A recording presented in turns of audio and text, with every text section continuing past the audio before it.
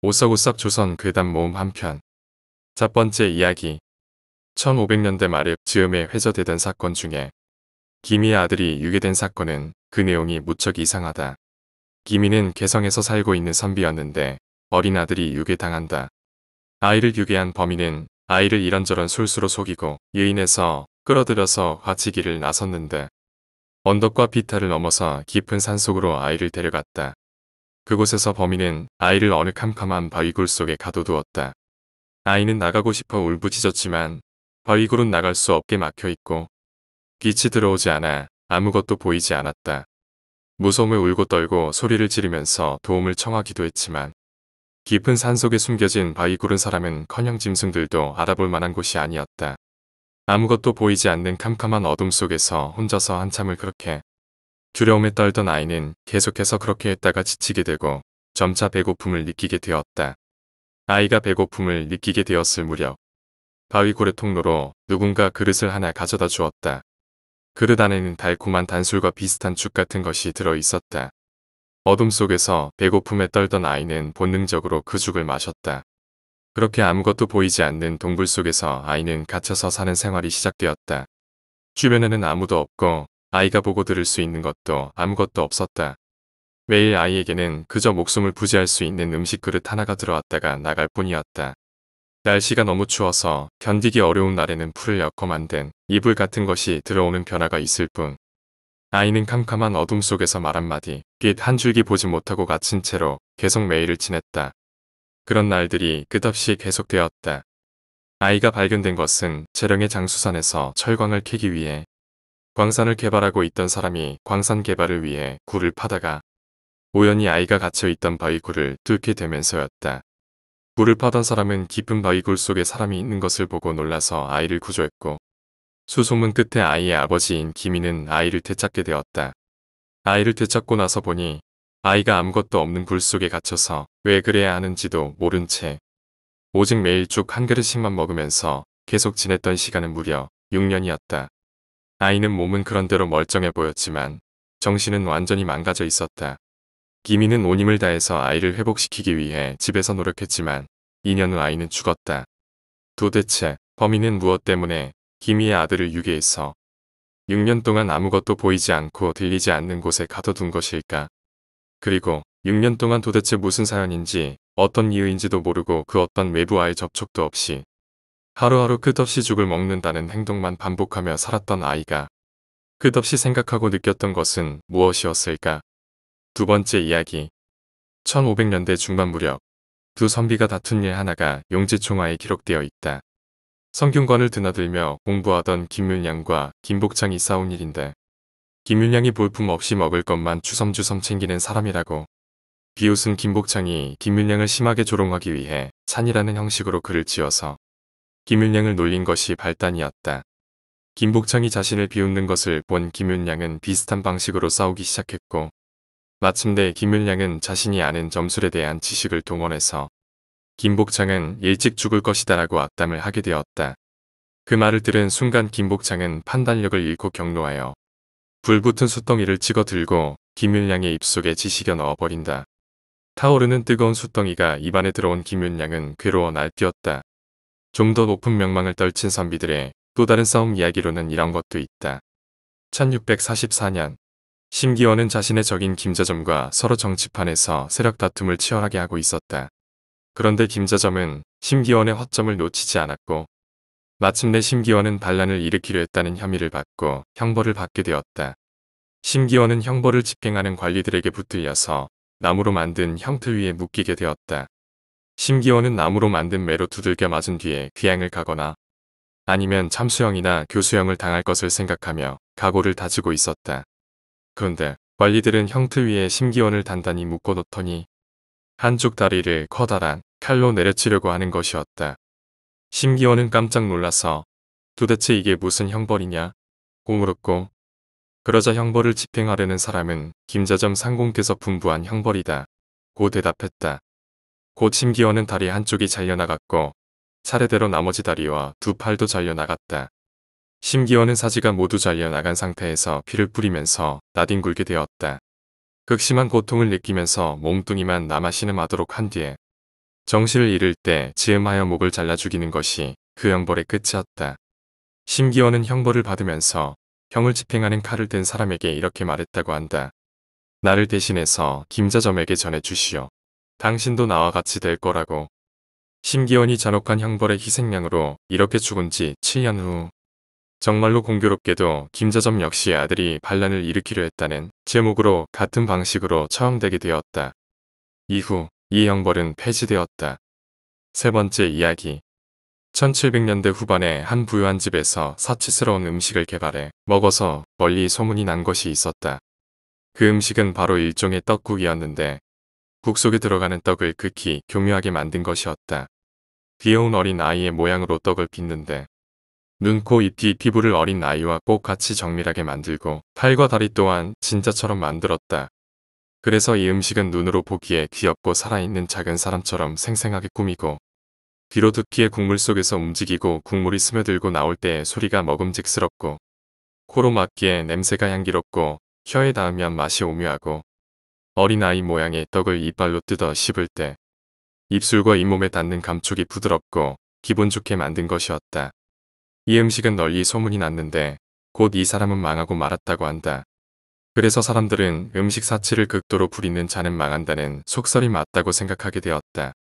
다른 예로 1651년 김자점의 가문이 망할 무렵 즈음에 김자점은 모든 음식이 씹기에 단단하다고 투정을 부려서 오직 각 부화한 직후에 병아리만을 구해다가 알에서 겨우 병아리로 변한 그 직후의 상태로 요리하여 씹어 먹었다고 한다.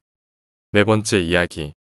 조선시대 뱃사람들 사이에 널리 퍼져 있는 속설 중에 임산부가 배에 타고 바다에 나가면 안 된다는 것이 있었다.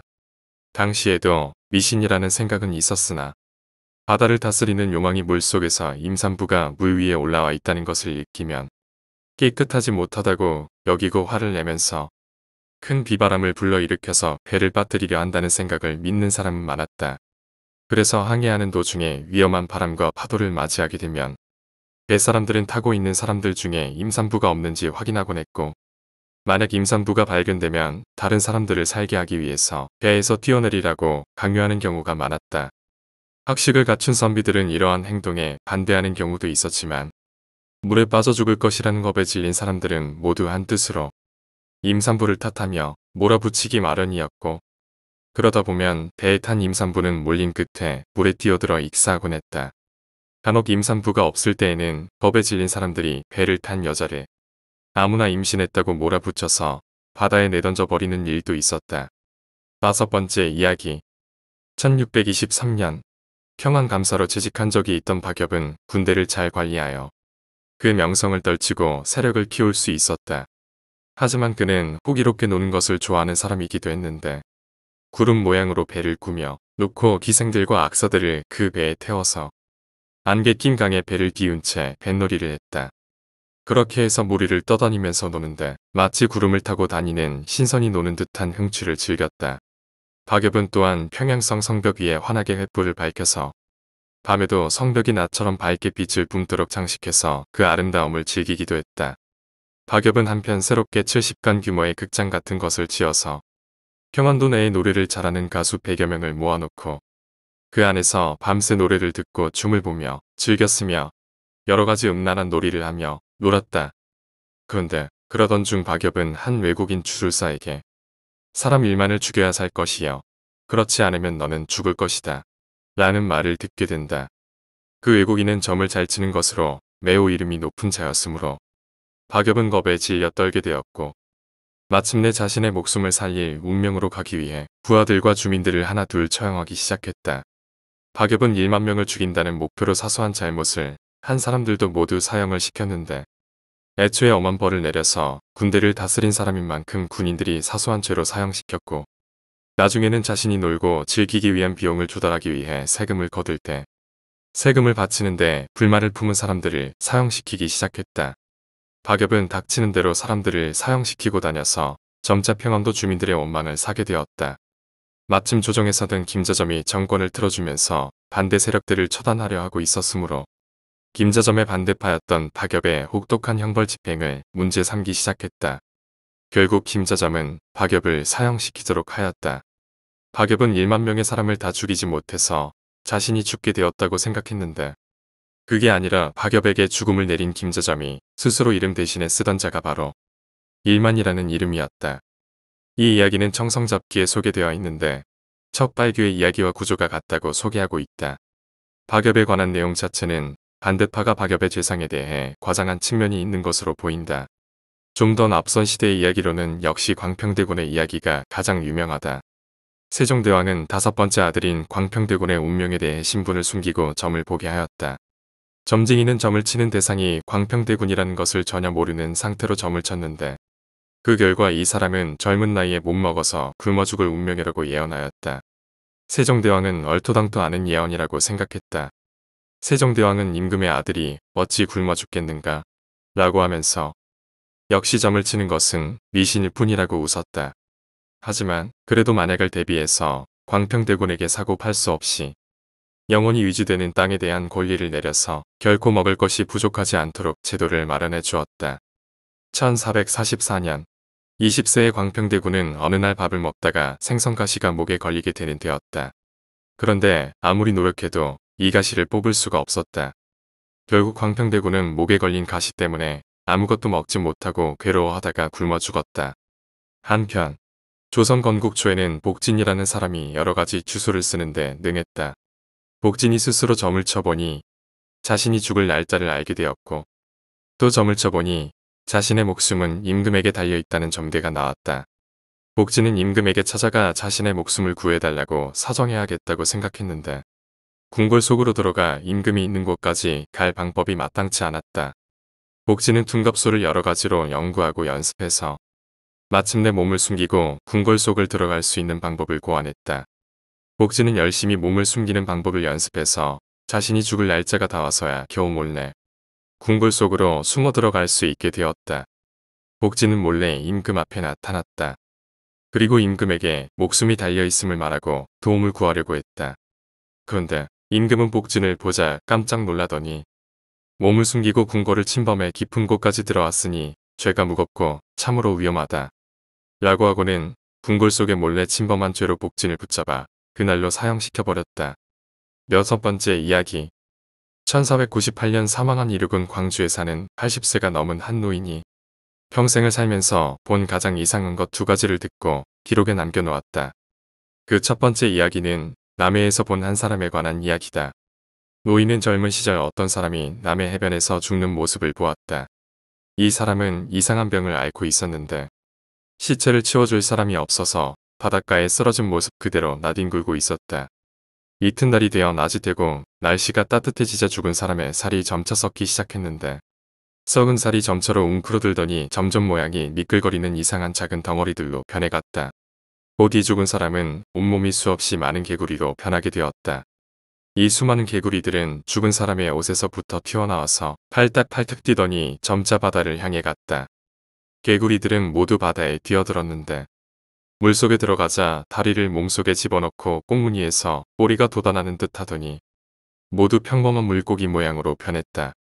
잠깐 사이에 물고기들은 모두 헤엄쳐서 바다 어디론가 사라져갔고 해변에는 죽은 사람의 텅 빈 옷까지만 바람에 휘날리고 있었다. 오늘 이야기는 여기까지입니다. 오늘 이야기가 재미있으셨다면 구독과 좋아요, 댓글 부탁드립니다. 댓글은 저에게 큰 힘이 됩니다. 감사합니다.